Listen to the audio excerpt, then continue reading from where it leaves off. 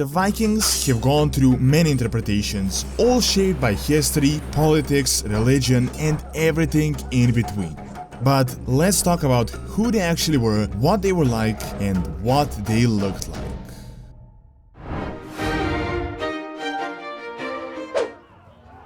First, let's discuss the word Viking and what it actually means. There were really no Vikings. A Viking wasn't an ethnicity or a certain race of people. It was more of a job description, in simple words, a raider. There is a big debate on the word and the etymology, but essentially the Vikings were Scandinavian pirates and naval raiders. The term vikingr meant to go on a raid, so if you lived in that time, you might go on a Viking. During the Viking Age, Norse seafarers were a dominant force in Northern Europe and would go on to raid, trade, and would discover a big part of the at the time unknown world, most notably reaching the shores of Northern America.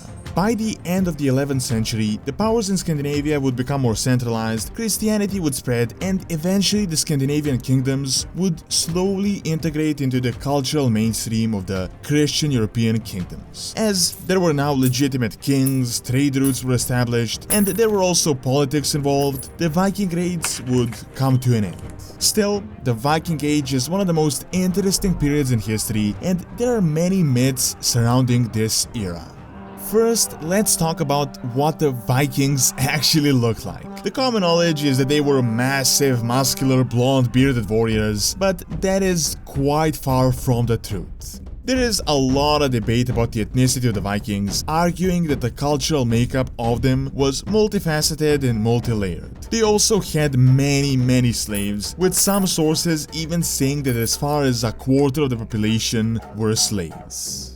When it comes to height, there is also a big misconception. Through the analysis of skeletons, we can see that the average height was 170 to 176 centimeters, which was tall for the time, but not exceptionally tall. However, a factor to the warriors being perceived as taller could also be selection, as if you were larger and stronger, you would probably decide to go on a Viking instead of just staying all year and farming.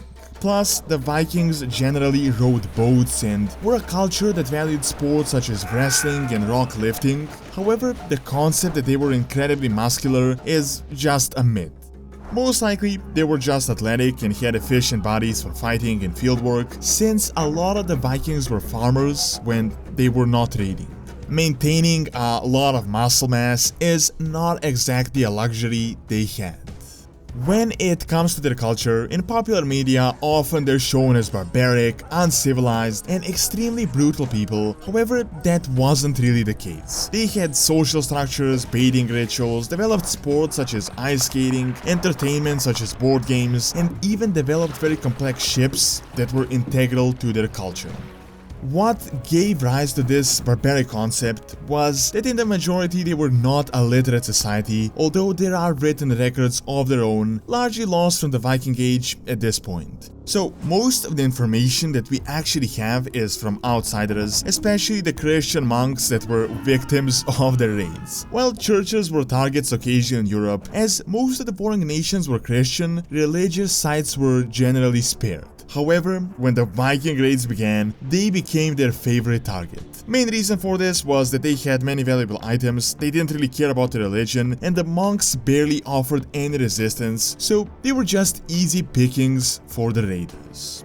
This, in turn, would cause the demonization of the Norse raiders, painting them as the spawns of the devil with horns on top of their head. This is also another misconception, as the Viking helmets were very practical and not that different from other medieval ones, with no sources confirming that they ever used horn helmets in combat. Lastly, there is a big misconception that they were brutal warriors that valued honor over anything, hoping for a chance to reach Valhalla, meaning that they would never retreat. That is false. First of all, sources that we have Norse mythology are very limited and are mainly from after the Viking Age, the Norse people were spread across a large area of land and were not exactly a single nation, but many different small groups led by a chieftain, so it is entirely possible that a Norseman from one side of Europe had different beliefs and different understandings of religion than from the other side of the continent. When it comes to warfare, there were examples of berserkers that would ingest mushrooms and alcohol and would fight to the death, but in general, the Vikings had a strategy and were smart. They had great mobility with their ships that could reach shallow waters, and on many occasions they had outmaneuvered the enemy, retreated, and even lost battles. This once again comes from the fact that most of their history is written from an outsider perspective, so saying that you lost against a savage that only won through their brutality and the fact that they were bloodthirsty sounds a lot better than saying that you were outsmarted by a better and a stronger opponent.